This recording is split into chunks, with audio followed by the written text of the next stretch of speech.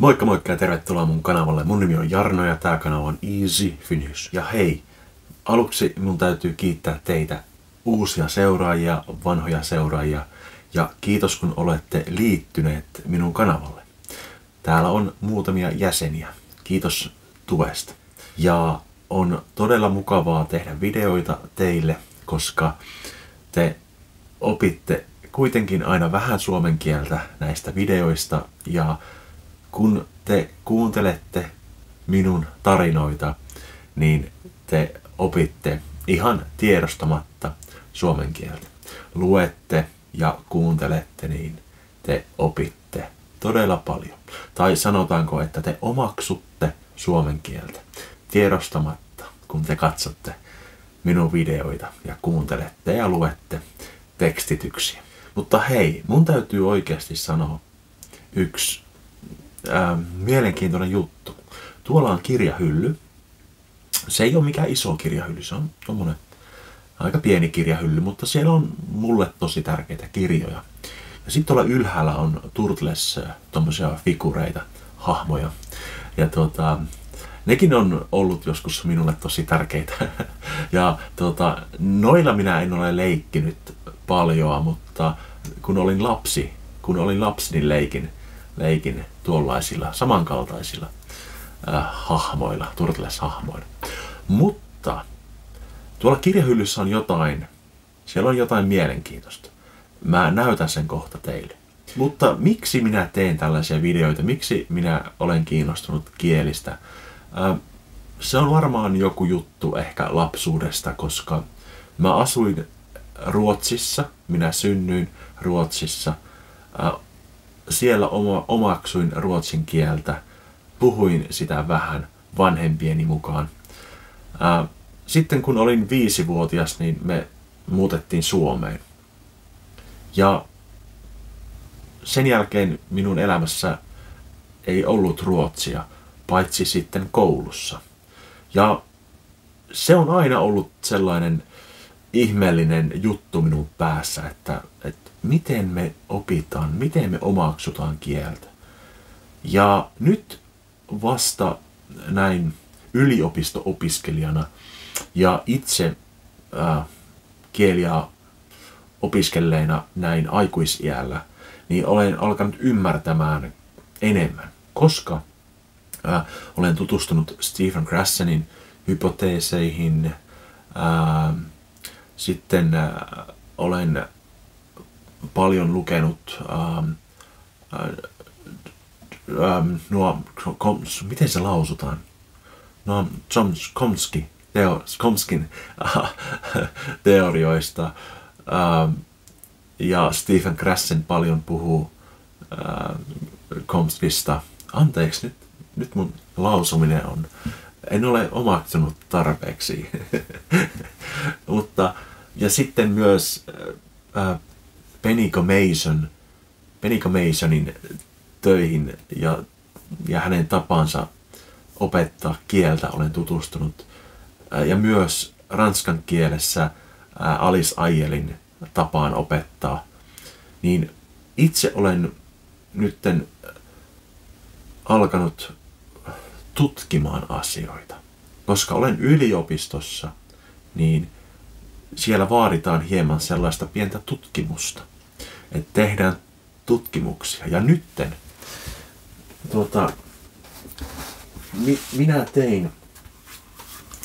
minä tein minun tutkimuksen, kandidaatin tutkielman Turun yliopistossa. Niin minä tein lapsen ensi- ja vieraankielen kehityksestä ja oppimisen ja omaksumisen hypoteeseista.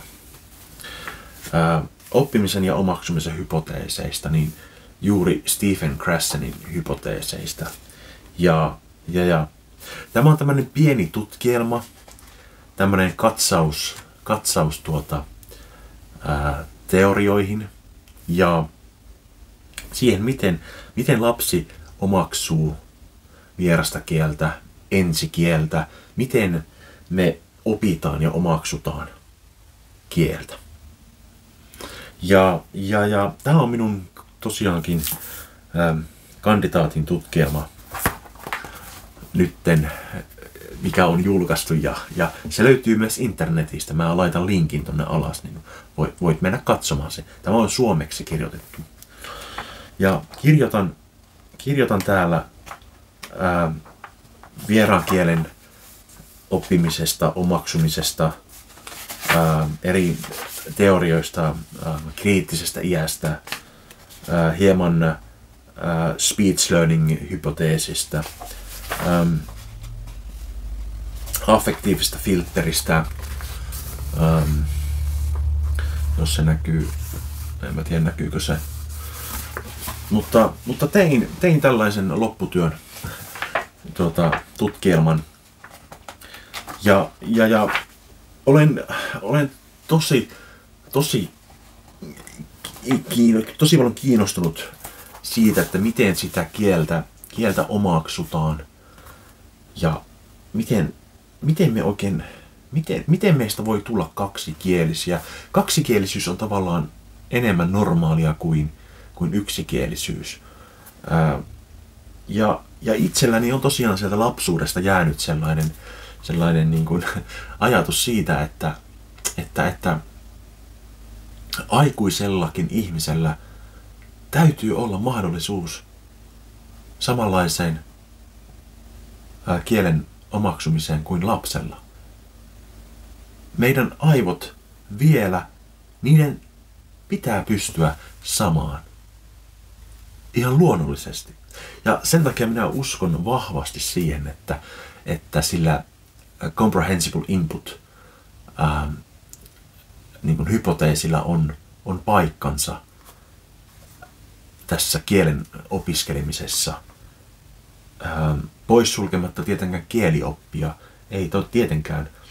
Mutta mä uskon, että meillä on tosiaan, niin kuin Noam Chomsky sanoo siitä, että meillä on se device täällä, se laite, että me vaan automaattisesti, luonnollisesti me omaksumme kieltä. Ja tämä on pieni katsaus kielen kehitykseen, oppimiseen, omaksumiseen ja Stephen Grassanin teorioihin, erilaisiin teorioihin. Mutta tätä oli tosi mukava tehdä, tätä tutkielmaa.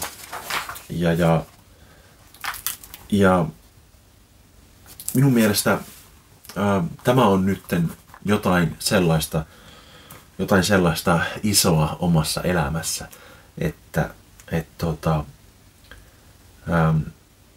toivon, että pystyn jatkamaan tästä aiheesta myös tulevaisuudessa omissa opinnoissani ja tutkimaan lisää sitä, miten kieltä opitaan, omaksutaan, mitkä ovat oppimisen ja omaksumisen erot.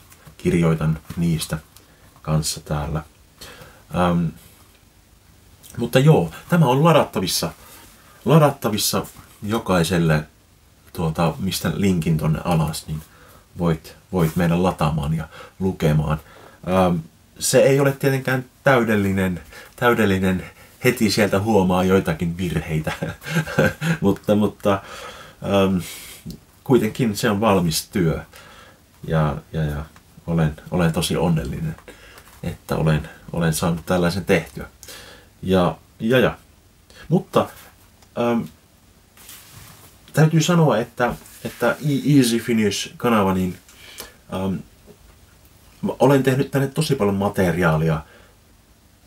Jos sinä haluat omaksua suomen kieltä, saada comprehensible inputtia, niin täällä olen tehnyt todella paljon videoita.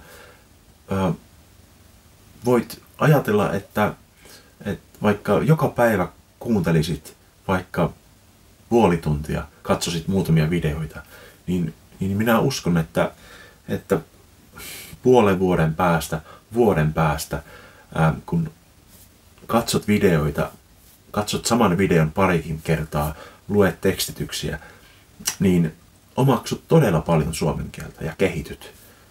Se on minun vahva usko siihen, ja mitä on teoriaa lukenut ja analysoinut niin sanotusti. Mutta itse minä koen, että haluan kehittyä tutkijana, ehkä joskus, mutta haluan kehittyä siinä, että miten saada asioita selville, miten saada tietoon, että mikä on tavallaan totuus, jonkunnäköinen totuus esimerkiksi omaksumisessa, oppimisessa, niiden eroissa ja niin päin pois. Ja tosiaan Stephen Krassenin materiaali ja esimerkiksi Beniko Masonin ja Chomskyn teoriat ynnä muut niin ovat kyllä niin kuin asioita, joita haluan opiskella itse todella paljon. Joo, mutta tällaista. Ja nyt on opiskeluista tavallaan kesäloma ja niin.